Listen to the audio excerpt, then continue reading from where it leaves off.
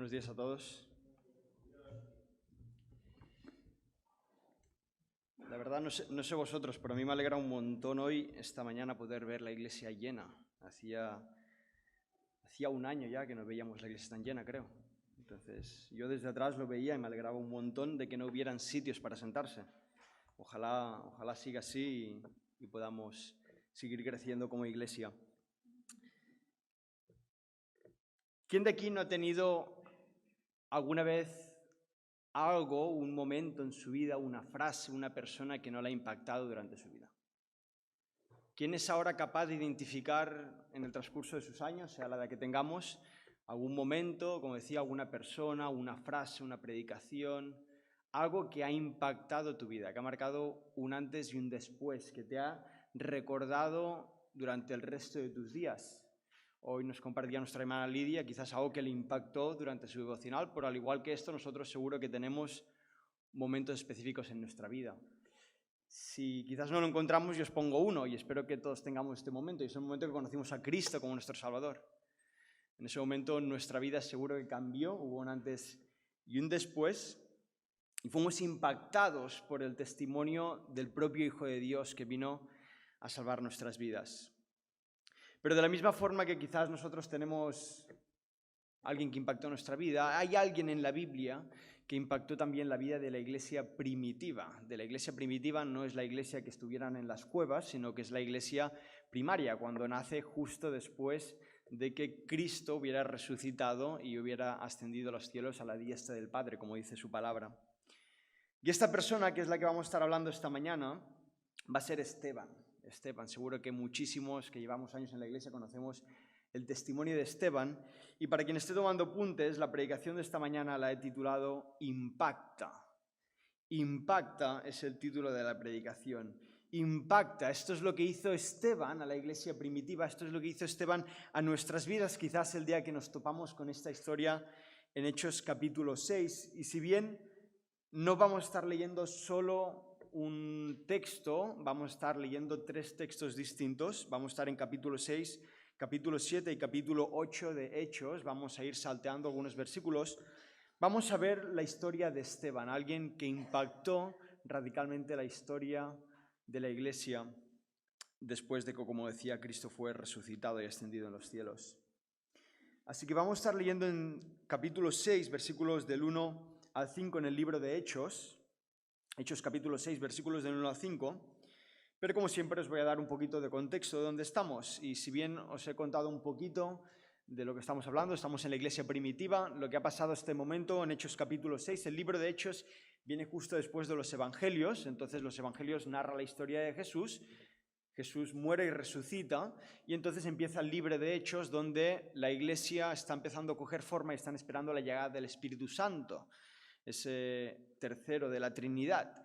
Entonces llega el Espíritu Santo en la iglesia y la iglesia empieza a crecer. Si leemos los 5 capítulos anteriores de Hechos, vemos como la iglesia no crece de 10 en 10, sino que crece de 1000 en 1000. El crecimiento de la iglesia es increíblemente rápido, la propagación del evangelio va a un ritmo increíble. Los apóstoles, los discípulos de Jesús, los 12, en ese caso 11 porque Judas ya se había suicidado, están predicando el evangelio, están dando a conocer de las buenas nuevas de Cristo, y como decía, la iglesia está creciendo rapidísimo. ¿Qué pasa? Que la iglesia en ese momento aún no tenía tanta estructura como teníamos hoy. Hoy tenemos las cartas de Pablo, tenemos las cartas de Pedro, tenemos mucha estructura de cómo debería ser la iglesia, pero en ese momento era algo relativamente nuevo, si bien Jesús había dejado algunos detallitos. ¿Y qué pasa? Que como la iglesia era relativamente nueva, aún estaban empezándole a dar forma, y se encontraban que los apóstoles estaban haciendo todas las tareas. Los 11 apóstoles tenían que ser los predicadores, los evangelistas, los que repartían los bienes, los que administraban la economía, los que se encargaban de que el proyecto funcionara, los que se encargaban que funcionara absolutamente todo en la iglesia primitiva. ¿Qué pasa? Que cuando la iglesia no crece de 10 en 10, sino que crece de 1000 en 1000, y nos narran que habían hasta 5000 solo hombres, entonces si sumamos mujeres y hijos quizás tenemos un número, habían 10.000 hombres en la iglesia, personas en la iglesia. Dime tú cómo 11 personas se encargan de que la iglesia funcione. Era imposible. Entonces llegamos a este capítulo 6, donde se nos va a narrar la historia del primer conflicto dentro de la iglesia. Sorpresa, sí, hay conflictos dentro de la iglesia. No hay ningún problema, se pueden solucionar los conflictos. Y en este capítulo 6 se narra ese primer conflicto que sufre la iglesia porque no daban abasto esos 11 discípulos.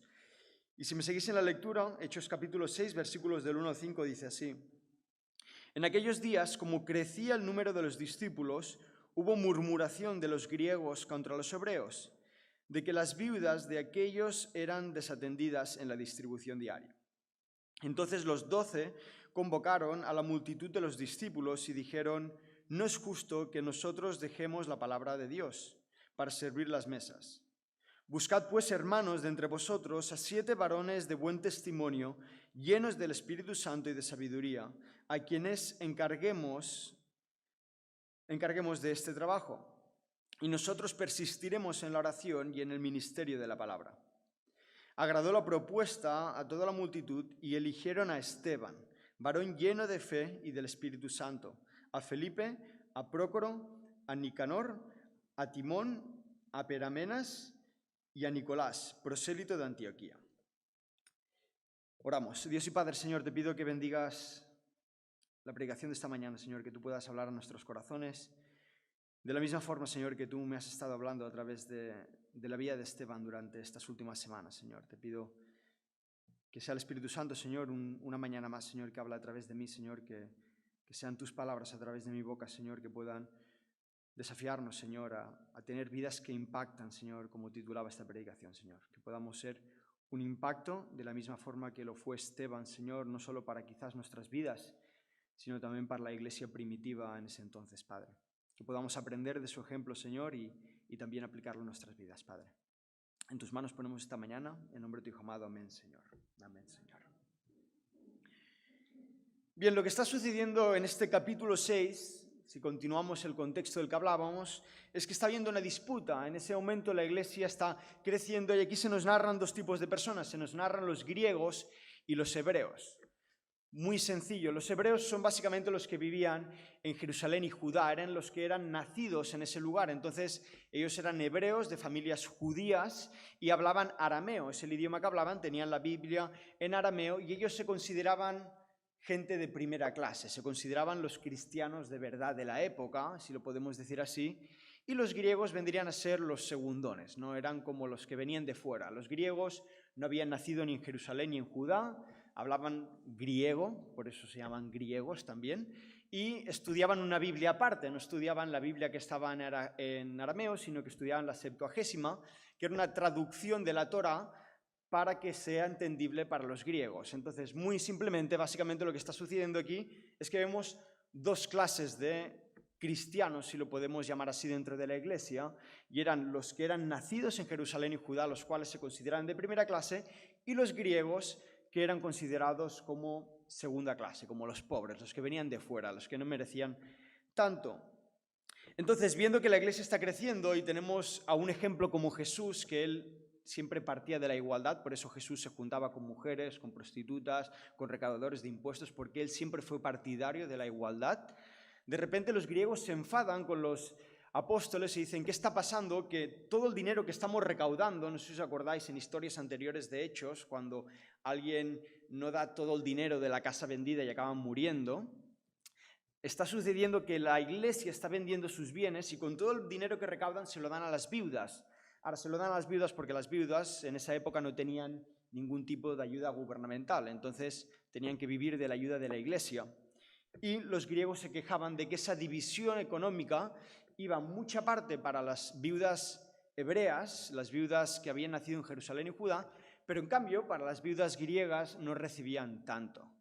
Entonces los apóstoles, que se dan cuenta que sí, verdaderamente algo está pasando, algo tienen que solucionar, de repente dicen: bueno, hagamos una cosa, como nosotros nos tenemos que centrar en la predicación de la palabra y ya no damos abasto y nos tenemos que centrar en poder instruir lo que el Señor nos ha transmitido para que vosotros lo conozcáis, buscad entre vosotros varones los cuales estén llenos de fe y del Espíritu Santo, varones que tengan un buen testimonio, varones que realmente sean un ejemplo. Y entonces es la iglesia la encargada de encontrar gente que sea espiritualmente referentes para su vida. Y entre todos estos nos encontramos a Esteban. A Esteban, así que si estás tomando apuntes, apunta este primer punto y es el impactante testimonio de Esteban. El impactante testimonio de Esteban. Así que vemos la iglesia que está encontrando con esta dificultad y quieren poner gente nueva para que pueda servir dentro de la iglesia y por así poder repartir mejor toda la economía a las viudas. Y entre esos nombres escogen al de Esteban. Esteban, ese hombre que tenía un gran testimonio, ese hombre que estaba lleno de fe y del Espíritu Santo. Pero mira un dato curioso. Esteban no fue lleno de fe y del Espíritu Santo para servir. Esteban sirvió porque estaba lleno de fe y del Espíritu Santo. Los factores cambian completamente cuando vemos el testimonio de Esteban. Esteban no vio una necesidad en la iglesia y luego se preparó para esa necesidad. Esteban estaba lleno de fe y del Espíritu Santo porque amaba a Dios de forma incondicional. Esteban no tuvo que esperar a una necesidad para decir, bueno, entonces me preparo. Esteban amaba a Dios, Esteban estaba lleno del Espíritu Santo, Esteban estaba lleno de fe, Esteban seguramente era un ejemplo, era una persona conocida, era una persona que la gente en la iglesia lo veía y decía, yo quiero ser como Esteban cuando sea mayor. Y cuando hubo la necesidad, la gente ya le hizo clic la cabeza, Esteban es la persona indicada. Esteban es la persona indicada para ser uno de los primeros mencionados para servir en la iglesia después de los apóstoles. Y el orden de los factores digo que es muy importante porque esto demuestra que la llenura del Espíritu Santo y de la fe de Esteban era completamente incondicional. Él no estaba condicionado por su posición dentro de la iglesia. Él no estaba condicionado por lo que se necesitaba en ese momento en la iglesia. Él estaba condicionado por pura y únicamente su amor por Cristo. Y si queremos un testimonio verdadero como el de Esteban, no nos podemos mover por lo que la gente espera de nosotros o por lo que tenemos que demostrar, sino por nuestro amor puro a Dios. Yo no me preparo para servir a Dios, yo amo a Dios y eso me capacita para posteriormente servirle como lo hizo Esteban. Ahora, la pregunta que yo me hacía es, si mi vida personal no está bien con Dios, si mi vida personal, mi Espíritu Santo no está llenado en mi corazón, si mi fe no está puesta en Cristo Jesús, entonces, ¿cómo yo voy a tener un testimonio como el de Esteban?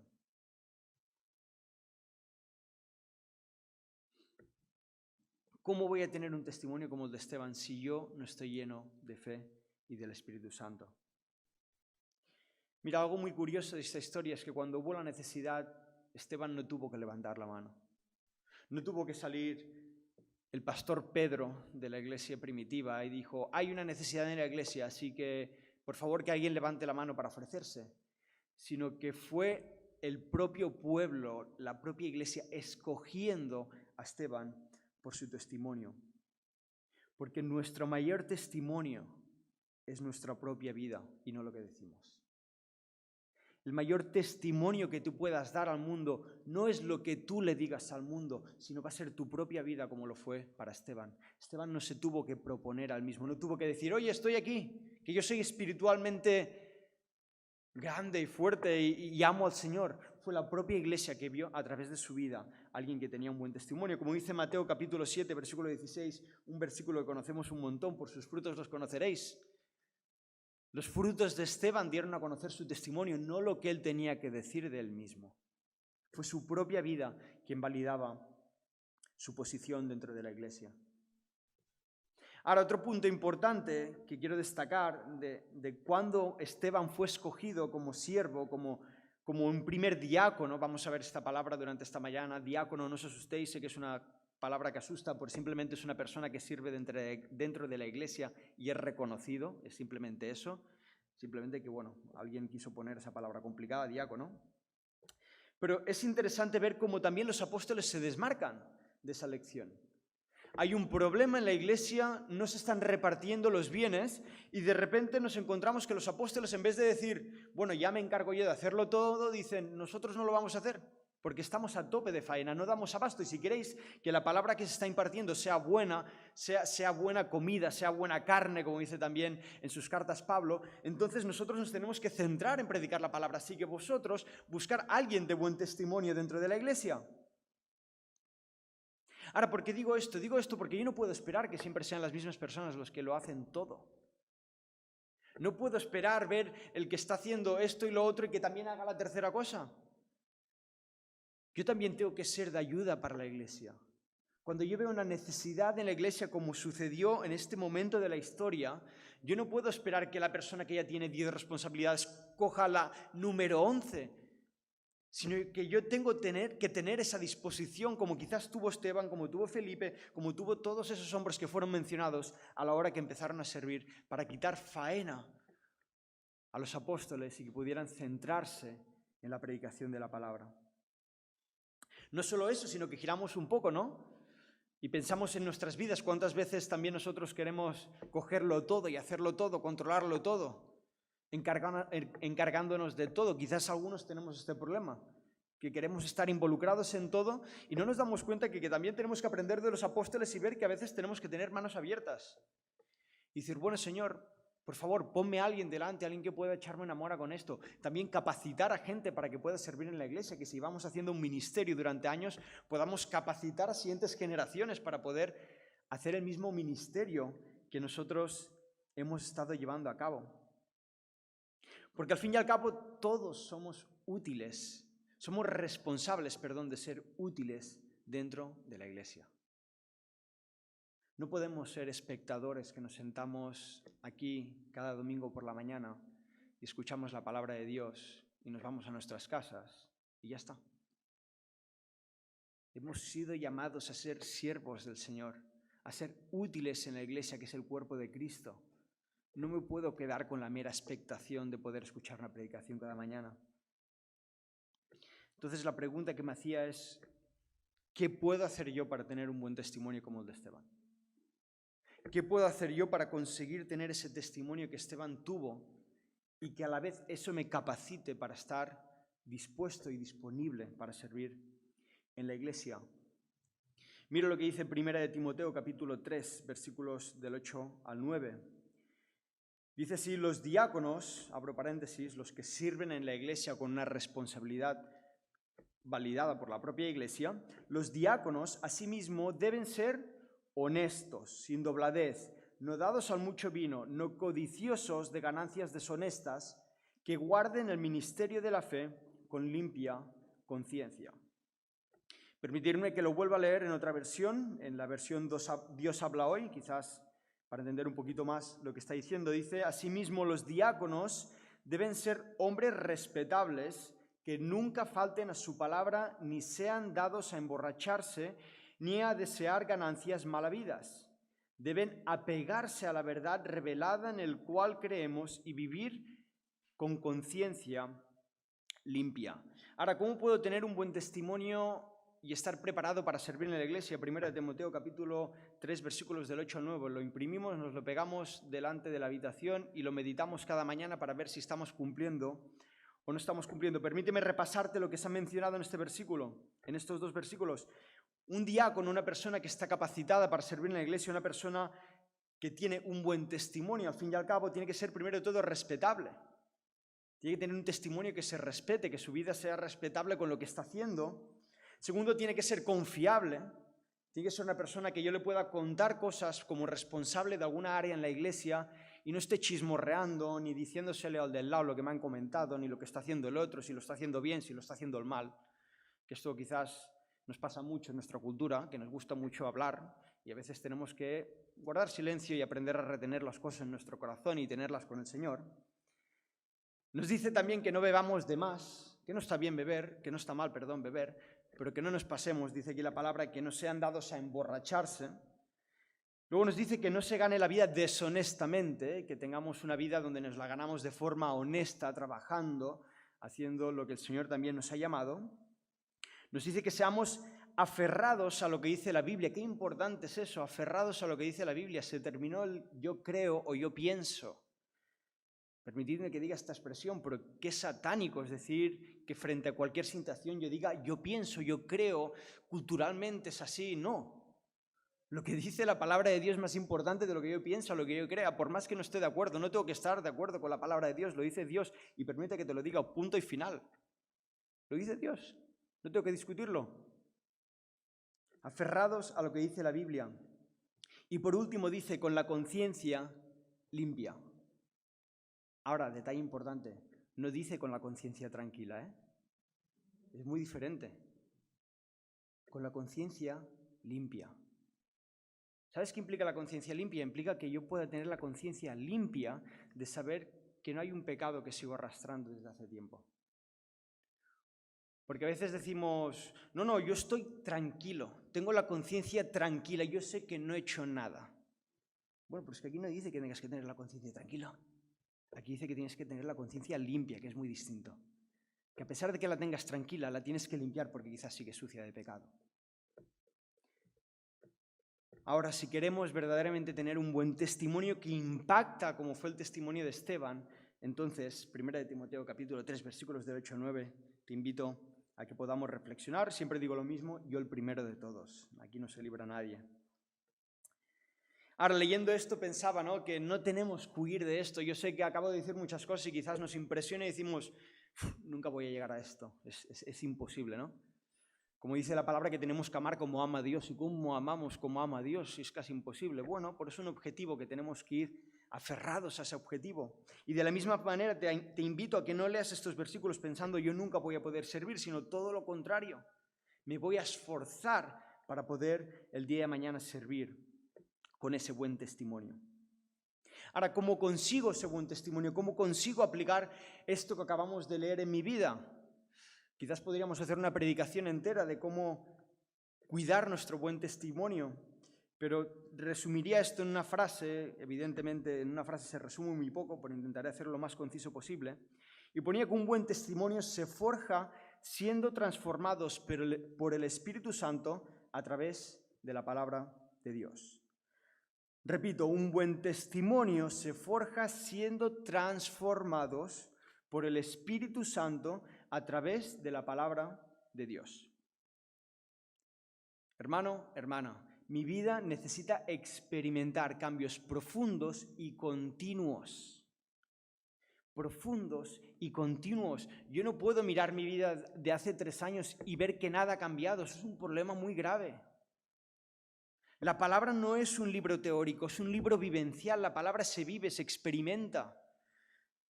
Lo digo muchas veces cuando predico, la palabra si la leo y luego no hay una aplicación práctica en mi vida, no es más que un libro de historia como el Don Quijote. La palabra de Dios es vivencial.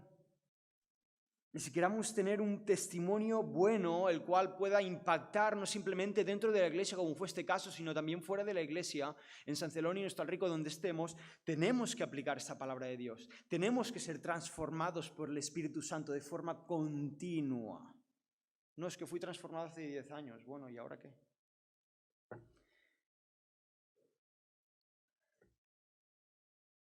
Otro punto importante que veíamos en cuanto a la elección de esta diaconía, de este siervo, el cual fue Esteban y los otros mencionados, es ver cómo fue el pueblo quien escogió a esos testimonios, a esas personas. No fueron los apóstoles quienes pusieron los nombres en las mesas, fue la propia iglesia quien se puso dentro de ese proceso a elección. Y luego sí que dice, no lo hemos leído esto por si continuamos leyendo este capítulo de 1 de Timoteo, capítulo 3, nos dice un poquito más adelante que una vez escogidos los diáconos, entonces se ponen a prueba y sí, entonces son los responsables de la iglesia los encargados de validar el ministerio y no validarlo. Pero es la iglesia la que está responsabilizada de encontrar esas personas y de involucrarse y de ponerse a disposición de la iglesia. No es el pastor, el anciano, el responsable que diga, venga, tú sirves. No, es la propia iglesia quien se ofrece a servir. Ahora, otro punto importante de esa lección es que quizás no te has dado cuenta, es un detalle muy curioso, es que esas personas que fueron escogidas para el repartimiento del pan y del vino, del dinero de todo lo que recibían las viudas, todo ese dinero que se tenía que repartir, los nombres que leemos, quizás no te has dado cuenta, pero son nombres griegos. Entonces, la propia iglesia, cuando tiene que escoger a esos servidores, a esos diáconos, dice su palabra, no escogen a hebreos. O sea, para que nos entendamos, estamos en la historia, estamos viendo que los griegos se están quejando de que en la iglesia no se están repartiendo bien los bienes económicos, y los hebreos, en vez de coger y decir, bueno, pues como somos mayoría, ¿sabes qué vamos a hacer? Vamos a poner a 11 o 12 ahí, que sean de los nuestros, que sean hebreos, que se callen, y así como mínimo los mantenemos callados y ponemos de los nuestros. Los hebreos hacen algo que es increíble, porque se humillan y dicen, hay un problema, vale, ponemos de los vuestros. Queremos que se hagan las cosas bien. Y para hacer las cosas bien implica que tenemos que poner los que realmente están entendiendo cuál es el problema. Y el problema lo estaban viviendo los griegos. Entonces pongamos a diáconos griegos que puedan suplir esas necesidades. Ahora, ¿por qué digo esto? Digo esto porque ser humildes también en la iglesia y cubrir las necesidades de la iglesia a veces también implica no hacerlo a nuestra manera. Qué difícil es a veces ver que algo no funciona y que para que funcione quizás no tiene que ser a nuestra manera. Y tenemos que humillarnos y aceptar y reconocer que quizás la otra forma que no estamos muy de acuerdo, no lo vemos tan claro, quizás está trayendo mayor fruto, como fue en el caso de este problema que hubo. Entonces tenemos que ser sabios y hacer lo que es más correcto y no lo que más queremos dentro de la iglesia. Repito, tenemos que desear ser sabios y por lo tanto querer lo más correcto y no lo que más queremos dentro de la iglesia.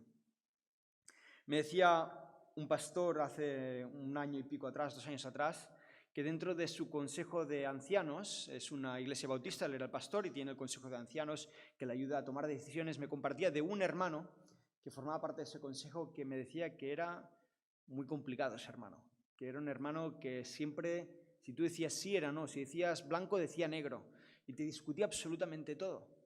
Pero me compartí este pastor que para él era importante que este anciano estuviera dentro del consejo. Porque este anciano, a pesar de todo, era una persona bíblica, era una persona que amaba a Dios, que bueno, quizás tenía sus cosas, pero por encima de todo amaba a Dios. Y me compartía esto el pastor para decirme que al fin y al cabo es importante poner gente a nuestro alrededor que quizás no piense como nosotros. Dentro de un consejo, dentro de un ministerio, quizás tener gente que choca con nosotros porque piense de forma distinta. Pero ¿qué más da? Si los dos amamos a Dios, no pasa nada para que tengamos formas de ver distintas el ministerio. Eso hará el ministerio más grande. Vemos ese ejemplo con Pedro y con Pablo.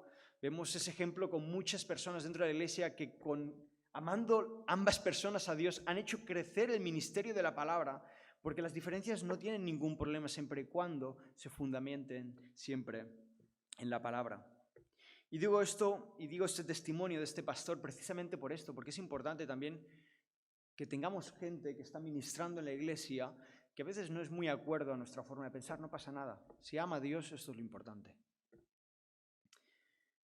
Segundo punto de la predicación, el impactante precio que pagó Esteban. Así que permitidme que os haga un resumen de lo que pasa en este capítulo 7, no lo vamos a leer, pero se han escogido los diáconos, entre los cuales se encuentra Esteban, y la iglesia primitiva cada vez crece más. ¿Por qué? Porque si se hacen las cosas bien, el Señor evidentemente bendice la iglesia y podemos ver la iglesia llena como vemos esta mañana, y vemos cómo la iglesia estaba creciendo. Entonces, ¿qué pasa? Que habían unos enemigos.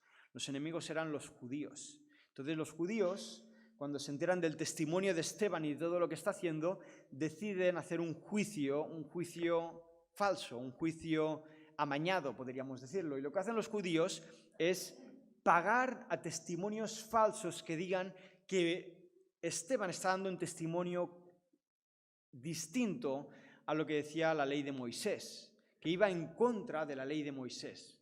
Entonces vemos como los judíos, el pueblo enemigo de Dios en ese momento, cogen y atacan a Esteban y lo ponen en un juicio para finalmente, vemos en el final de capítulo 7, y si conocemos el testimonio de Esteban, acaba pagándolo con su propia vida. Vemos como ese juicio falso que lo acusan delante del Sanedrín. No me voy a poner mucho en qué es el Sanedrín, porque son 71 personas de la élite judía, habían profetas, habían escribas, habían gente que conocía la palabra, habían sacerdotes, había el sumo sacerdote, quien seguramente era Caifás.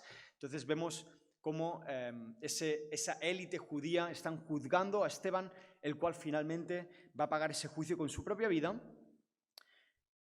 Pero digo esto para ver cómo ese juicio falso estaba pasando en contra de Esteban, y vemos cómo en ese juicio Esteban no desaprovecha la oportunidad y antes de morir, antes de ser el primer mártir que amaba a Cristo y registrado en la Biblia, vemos cómo él comparte todo el Evangelio de Jesucristo a ese Sanedrín. Ahora mira este detalle de este segundo punto, el impactante precio que pagó Esteban. Esteban fue llamado a servir las mesas. Esa era su diaconía, ese era su servicio, servir las mesas. Coger el pan, coger la comida, coger el dinero, coger lo que le dieran para las viudas y repartirlo como hacían las demás personas. Pero ahora de repente Esteban se encuentra delante de 71 personas que lo están acusando y que lo quieren matar. Entonces Esteban cambia completamente su rol y pasa de ser el que servía las mesas a ser el que evangeliza, a ser el que predica, a ser el que redarguye a esos judíos. Y aparte lo hace de una forma increíble, sino que lo hace predicando toda la historia de Israel desde el principio hasta el final para que los judíos entendieran que Cristo era el que tenía que venir. Ahora, ¿por qué digo esto? Digo esto porque de la misma forma nosotros no nos podemos estancar en el ministerio que estamos haciendo toda la vida. No podemos pensar que el Señor nos llamó a poner bien las sillas de la iglesia y ya está. No nos podemos conformar simplemente con esto. Esteban primero fue lleno del Espíritu Santo y tenía suficiente con esto, pero él ansiaba más. Él amaba a Dios y Dios, evidentemente, quienes lo aman, el Señor los utiliza. Entonces Esteban dio un paso más y dijo, ahora ya no simplemente vas a ser el que estudia la palabra de Dios, sino que además ahora tú vas a servir las mesas. Vas a ser de los primeros miembros de la iglesia que tengan responsabilidades. Pero como Dios veía que Esteban seguía creciendo espiritualmente, dice, no te quedarás aquí, sino que irás más. Ahora lo que vas a hacer, vas a ir delante del Sanedrín, delante de 71 personas de la élite judía, y ahora ya no vas a ser el que sirve las mesas, ahora vas a ser el que predica delante de ellos. Ahora vas a ser el que les va a corregir, a que les va a redarguir con la palabra de Dios. Y vemos cómo Esteban va cambiando en muy poco tiempo sus ministerios, no porque no esté cómodo en su ministerio, sino porque Dios le llama cada vez a más. ¿Por qué? Porque estaba lleno de fe y del Espíritu Santo. Y de la misma forma yo no me puedo conformar con lo que he hecho toda la vida, moviendo las mesas, limpiando la iglesia, que eso está muy bien, evidentemente, amén por eso. Pero tenemos que ir a más, a más, a más, a más. El Señor quiere más de nosotros. El Señor quiere que vayamos a más, a que seamos predicadores del Evangelio, a que compartamos, a que discipulamos, a que impactemos, como fue la vida de Esteban. No nos conformemos con nuestra relación con Dios y nos acomodemos. Esteban no se conformó y fue capaz de hacer entender de Cristo a todos esos judíos. Es muy interesante, si lees el capítulo 7, te animo a que te lo leas quizás cuando estés en casa. Es muy interesante porque Esteban narra toda la historia del pueblo de Israel delante de esos judíos. ¿Por qué? Porque evidentemente Esteban sabe que ellos son expertos en la palabra de Dios. Pero Esteban, lleno del Espíritu Santo, porque cuando tú estás lleno del Espíritu Santo no eres tú quien habla, sino que es el Espíritu a través de ti. Entonces no sabes ni lo que estás diciendo, pero lo estás diciendo. Esteban en esa situación se da cuenta de que está compartiendo el Evangelio de la mejor forma posible a esos judíos. ¿Por qué? Porque si lees esta historia te das cuenta que lo que está haciendo Esteban continuamente es decir, ¿te acuerdas de cuando Dios envió a José? Pues tu pueblo lo rechazó. ¿Te acuerdas cuando envió a Moisés? Tu pueblo lo rechazó. ¿Te acuerdas cuando Dios fue enviando profetas? Tu pueblo lo rechazó. Y eso es lo que estaba haciendo Esteban. ¿Sabéis por qué? Porque cuando llegó al final dijo, ¿sabéis a Cristo, el cual Dios mismo ha enviado para morir y resucitar al tercer día?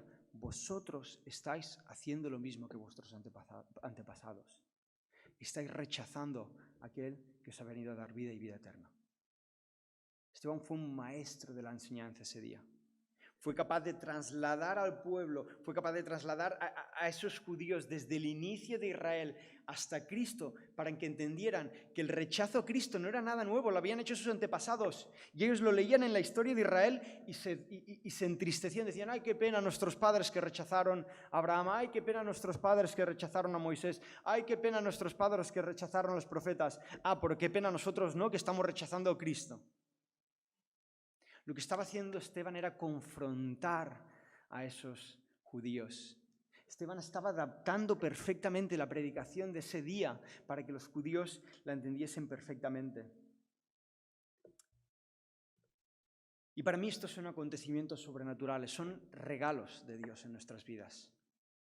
Cuando el Señor nos permite poder experimentar la llenura del Espíritu Santo para poder predicar del Evangelio, para poder compartir y no saber ni cómo lo hemos hecho. Y no saber ni cómo es Dios que ha obrado a través nuestro, que somos tan imperfectos y tan débiles. Mira, un testimonio personal que pude vivir en 2019, cuando antes de empezar a trabajar para Palabra de Vida, yo estaba trabajando para una empresa, la cual en mi departamento éramos 20 y pico personas, y yo le oraba al Señor y le decía: Señor, por favor, dame la oportunidad de poder compartir con mis compañeros de trabajo del Evangelio, para poder compartirles de Dios. Y os cuento una experiencia que en ese momento no le di ni importancia, pero a cabo de un año, quizás mirando hacia atrás, pensé: fue Dios obrando, no fui yo. Y yo oraba al Señor y le decía: Señor, ¿cómo yo puedo compartir el Evangelio sin que ellos lo rechacen, sin que ellos digan: no, Uri, a mí esto no me interesa? Yo, acordaros, soy informático, entonces en el mundo informático todos son ateos y agnósticos. Agnósticos casi es un milagro, todos son ateos ahí. Y evidentemente mi departamento no era de más. Todos hablaban de ciencia, hablaban de la evolución, hablaban de cosas que yo ni entendía, la verdad. Pero evidentemente rechazaban a Dios y yo le oraba a Dios continuamente. Estuve allí trabajando unos 5 meses y el Señor me fue preparando. Y aquí os cuento quizás un trasfondo que no conocíais. Pero en 2019, cuando yo preparaba las predicaciones para venir a compartirlas aquí, os tengo que confesar que las preparaba junto a mis compañeros de trabajo. Ahora os preguntaréis: ¿cómo que las preparabas junto a tus compañeros de trabajo? Y aquí es donde vienen los regalos del Señor. Yo no sabía cómo hacerlo, así que cuando tenía que preparar una predicación, lo que hacía era ir a mis compañeros de trabajo y decirles: oye, vosotros que no amáis a Dios, que no conocéis a Dios y que no creéis a Dios, ¿qué preguntas tenéis sobre Dios? Yo les exponía el tema del que quería hablar. Entonces yo iba a mi departamento y hablaba con mis compañeros y les decía: del texto que lees, ¿qué no entiendes? ¿Qué es algo que te cuesta creer? ¿Qué es algo que para ti es incongruente? Que no tiene sentido para ti. Entonces ellos me daban feedback, ellos me compartían: mira, Uri, yo creo que esta parte, una predicación que me acuerdo de compartir fue la de cuando Abraham casi mata a su hijo. Entonces yo compartía con ellos y ellos me daban un feedback. Y junto a esto, pues yo iba preparando la predicación, resolviendo esas dudas y luego enseñaba esos bocetos a mis compañeros de trabajo para que ellos opinaran. Pero quizás lo más magnífico de todo es que cuando terminamos, como todos habían estado involucrados en esa predicación, lo que hacíamos el domingo después de la predicación, el lunes, poníamos la predicación en la oficina. Y estaban los 21 trabajadores escuchando la predicación del Evangelio durante 1 hora y finalmente luego compartíamos sobre lo que pensaban. Yo era inconsciente de lo que estaba pasando en ese momento. Era un regalo de Dios para mi vida.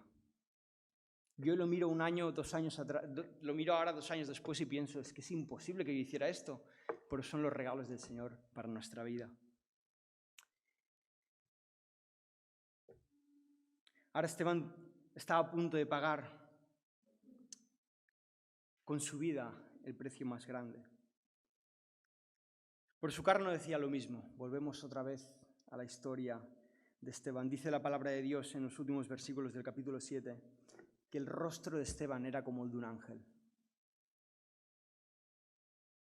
Él estaba predicando el Evangelio frente al Sanedrín. Él sabía que se estaba exponiendo a la muerte, pero en vez de ver una cara de preocupación, una cara de angustia, dice la propia palabra de Dios que veían la cara como la del rostro de un ángel. Los judíos del Sanedrín vieron en la cara de Esteban a alguien más interesado en lo que Dios piensa que en lo que los hombres dicen. Esteban, estoy convencido de que en ese momento él no estaba pensando en cómo iba a ser su muerte, en cuál iba a ser su precio por estar predicando el Evangelio. Esteban en ese momento estaba pensando en toda la gloria y la honra que le estaba dando al Señor. En ese momento su cabeza no pensaba en el temor al hombre, sino que pensaba en el amor a Dios. Porque el precio que nosotros tenemos que pagar muchas veces para dar testimonio a través de nuestras vidas de Cristo es anteponer lo que Cristo haría a lo que yo haría. Este es el precio que tenemos que pagar nosotros cada día. anteponer lo que Cristo haría a lo que yo haría, anteponer lo que Cristo haría a lo que mi cultura haría, anteponer en Cristo por encima de todas las cosas. Porque Esteban se pudo defender, pero él decidió no defenderse, decidió invertir las últimas palabras de su vida para dar testimonio de Cristo a aquellos que rechazaban al Salvador. Ahora, ¿no te recuerda nada esto? Jesús, quien no tuvo que venir para nada, quien no tuvo que sufrir para nada, decidió hacer la voluntad de Dios por encima de todas las cosas, para que tú y yo hoy tengamos vida y vida eterna. Esteban estaba siendo estaba siendo la historia repetida de Cristo, anticipando y poniendo por encima la voluntad de Dios que su propia voluntad de quizás salvarse la vida. Porque mi vida debería ser la mayor evidencia de Jesús en el mundo. Ese es el mayor testimonio que podemos tener frente a la sociedad. Mi propia vida. Mi vida debería ser la mayor evidencia de Jesús en el mundo. No lo que yo comparto, no lo que yo digo, no lo que yo enseño, sino lo que la gente ve a través de mí. Dice la palabra de Dios que somos embajadores de Cristo. Pero Esteban no solo pagó el precio de su propia vida, sino que la última cosa que dijo antes de morir, oró y pidió perdón por los que lo estaban matando. Ahora, ¿sabéis quién se encontraba en ese lugar? Lo dice la misma historia. Saulo de Tarso. Saulo de Tarso era el que recogía las prendas de Esteban. Para quien no sepa que Saulo de Tarso es Pablo, el autor de las cartas de Corintios, de Efesios, de Gálatas. Todas esas cartas, un referente como Pablo se encontraba en ese lugar ese día, dando pie a la muerte de Esteban. Y Esteban, ¿sabes qué hizo? Oró por cada uno de los que estaban permitiendo su muerte. No desaprovechó ni un instante para poder ser un impacto durante ese día. No sabemos el impacto que nosotros podemos marcar con nuestras pequeñas acciones a veces. No sabemos a veces qué impacto podemos marcar cuando rechazamos hacer algo que al mundo está acostumbrado y nosotros queremos ser diferentes. No sabemos el impacto que puede tener abstenernos de decir depende qué palabras que culturalmente son aceptadas, pero éticamente para nosotros no demasiado. No sabemos qué impacto puede tener cada hecho pequeñito de nuestra vida. Pero no desperdicies esos pequeños impactos. No desperdicies lo que el Señor puede hacer a través de ti, a través de cada detalle, no simplemente predicando el Evangelio de pe a pa, sino a través de nuestras vidas, a través de nuestro ejemplo. Isaías capítulo 55, versículo 10 al 12. Así será mi palabra que sale de mi boca, no volverá a mí vacía, sino que hará lo que yo quiero y será prosperada en aquello para que la envié. Es una promesa que la palabra de Dios, no simplemente dicha, sino que aplicada, porque la palabra de Dios es vivencial. Cuando yo aplico la palabra de Dios, tengo una promesa en su propia palabra que dice que no va a volver vacía, que está marcando un impacto, que está marcando un antes y un después. Que nuestro testimonio lo cuidemos hasta el punto de marcar la diferencia en esta sociedad. Ahora, para marcar la diferencia en esta sociedad, yo tengo que ser diferente. No puedo ser normal. Tengo que ser, perdonadme la expresión, tengo que ser anormal. Permitidme la expresión. Tengo que buscar cuál es la diferencia, tengo que analizar cuál es el contexto en el que vivo para marcar una diferencia que impacte en la sociedad en la que vivo. Y termino con el último punto muy brevemente. La impactante consecuencia de la vida de Esteban. Hasta el momento hemos visto el testimonio de Esteban, el precio que tuvo que pagar de su testimonio. Vemos cómo eso impactó y finalmente terminamos con el último punto, la impactante consecuencia de la vida de Esteban. Y terminado ese capítulo 7 y empezado el capítulo 8, nos dice que Saulo consentía en su muerte, en la muerte de Esteban, como decíamos. En aquel día hubo una gran persecución contra la iglesia que estaba en Jerusalén y todos fueron esparcidos por las tierras de Judea y de Samaria, salvo los apóstoles. Eso dice capítulo 8, versículos del 1 al 2. Y vemos eso, ¿no? Vemos que el impactante testimonio de Esteban desde que fue un servidor en las mesas hasta que dio su vida por el bien del Evangelio, impactó a esa iglesia. Permíteme decirte esta verdad. En esta vida O influenciamos o somos influenciados. No hay punto medio. Si tú estás en un contexto donde no estás influenciando, entonces estás siendo influenciado. No puedes decir, no, Uri, yo estoy aquí, paso desapercibido. No pasas desapercibido. O escoges influenciar a los que están a tu alrededor o te van a influenciar ellos a tu vida. Te lo digo en otras palabras, o somos culturalmente normales o somos espiritualmente diferentes. Tú escoges. O somos culturalmente normales o somos espiritualmente diferentes. ¿Sabéis qué escogió Esteban? Ser espiritualmente diferente.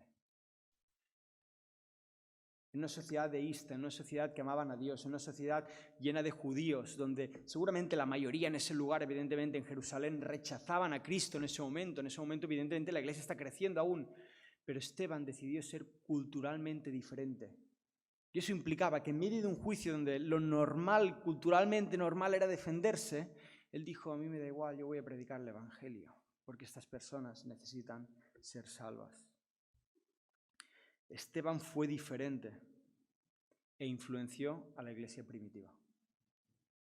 Ahora, ¿cómo sabemos que la iglesia primitiva fue influenciada? Entre otras cosas, evidentemente, por Esteban. También fue influenciada por el testimonio de los apóstoles y por la vida de Cristo, evidentemente. Lo sabemos porque no te olvides de que la sociedad en ese momento era deísta, como decía. La sociedad en ese momento, todos, la mayoría, creían en Dios. Lo no normal era no creer en Dios. No solo esto, sino que la sociedad en ese momento no tenía internet. Entonces dime tú cómo la iglesia primitiva tiene que huir. Dime tú cómo Pablo, Saulo de Tarso, en ese momento se entera de que hay cristianos. Porque destacan. Porque el testimonio de Esteban impactó tanto a la iglesia primitiva que ellos fueron luz. Y cuando tú eres luz, tú no tienes que decir que eres cristiano. La gente ve que eres cristiano. Hoy nosotros, en una sociedad atea, en una sociedad que no conoce a Dios, que rechaza a Dios, que el que ama a Dios debería destacar, en una sociedad donde estamos rodeados de internet, donde nos controlan todo, donde deberían saber cuando estamos en la iglesia, cuando leemos la Biblia, cuando amamos a Dios, donde deberían saberlo absolutamente todo, hoy en día aún tenemos que presentarnos como cristianos. ¿Por qué no se dan cuenta? Algo estamos haciendo mal, pues. Porque en esa sociedad donde ellos podían pasar desapercibidos, quizás alabar a Dios en sus casas, cerrados y en silencio, ellos no pasaron desapercibidos hasta el punto de tener que huir de Jerusalén y de Judá, porque Saulo de Tarso lideraba un ejército el cual estaba poniendo entre rejas a esos cristianos. La vida de Esteban debería ser un ejemplo para nuestras vidas sobre cómo impactar una sociedad, sobre cómo impactar nuestro alrededor. Sea lo que sea, hagamos lo que hagamos, ganemos almas para Cristo. Sergio, que lo conocemos todos, Sergio Martínez, antes de irse para Argentina, estábamos en el coche delante de su casa, estábamos aparcados, y le estaba compartiendo sobre una predicación que estaba preparando, no sé si era para los jóvenes o para un campamento, no me acuerdo para qué era.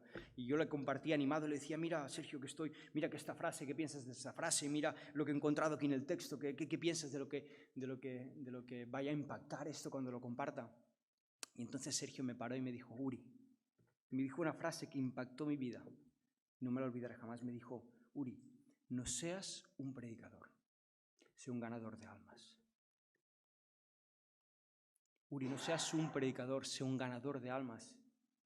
Sea quien sea, hagas lo que hagas, ministerio que tengas, no seas el que ponga las mesas, sé un ganador de almas. No seas el que da la escuela dominical, sé un ganador de almas. No seas el que evangeliza, sé un ganador de almas. No seas el que pone las canciones, sé un ganador de almas. Este fue el objetivo supremo de Esteban. No servir las mesas, que eso está muy bien, sino ganar almas a través de servir las mesas. Que servir las mesas fuera la excusa que le iban a potenciar para finalmente predicar el evangelio y que como mínimo una vida fuera transformada, la de Saulo de Tarso. Y que Saulo de Tarso hiciera un impacto tan grande en nuestras vidas. Que nuestra vida sea un impacto para la sociedad, la cultura, los amigos y la familia en la que vivimos. Que sea un impacto en todo contexto y fuera del templo. Que sea un impacto y que conozcan a Cristo a través de nosotros. Así que permitirme simplemente resumir los 3 puntos que hemos hablado. la importancia de mantener un buen testimonio y una relación sana con Dios. Ser conscientes del precio de amar a Cristo y hacer su voluntad. Y tercero, desear la consecuencia de tener un buen testimonio. Ver vidas transformadas. Oro, hermanos, para que nosotros podamos ser un impacto en el contexto que el Señor nos ha permitido vivir en nuestros días. Que podamos marcar la diferencia allí donde estemos y que lo hagamos de forma intencional, que a veces lo queremos hacer como si no, que seamos intencionales en marcar la diferencia, que escojamos cuando queramos hacerlo diferente, para que la gente se dé cuenta. Oramos. Dios y Padre, Señor, gracias por la vida de Esteban, Señor, gracias por su ejemplo, Señor, por su testimonio, por el impacto, Señor, no solo en nuestras vidas, Señor, sino también en la vida de Saulo, en la vida de esos 71 personas que estaban en el Sanedrín, Señor, por el impacto, Señor, que fue también en la iglesia primitiva, Señor, al ver que un hombre como Esteban dio hasta su vida para que pudieran conocer de Cristo, Señor. Te pido, Señor, que tú también nos des esa fuerza, Señor, a pesar de que a veces nos pilla lejos y nos viene grande, Señor, pensar en que cómo sería entregar nuestra vida por ti, Señor. Pero que sea lo que sea, Señor, que nos estás retando tú esta mañana, Señor, puedas, Señor, realmente impactar nuestras vidas, Señor. Que podamos ser llenos de fe y del Espíritu Santo, como lo era Esteban, y que esto nos regale, Señor, experiencias únicas contigo, Señor. Que podamos dar a conocer de la obra que tú has hecho en nuestras vidas y que has hecho en este mundo, Señor. A veces sin tan siquiera decirlo, Señor. Que nuestra forma de pensar, nuestra forma de hablar, nuestra forma de hacer, nuestra forma de decidir, Señor, sean de impacto, Señor, para la sociedad. Te pido, Señor, que tú utilices siervos inútiles, Señor, como somos nosotros, para hacer la mayor obra de la vida, Señor. Ver gente pasando de muerte a vida, Padre. Ponemos en tus manos esta mañana, Señor, para que tú, Señor, nos ayudes a meditar, Señor, en esta historia, Señor, en tu palabra durante lo que queda de día, Padre. En nombre de tu Hijo amado. Amén, Señor. Amén.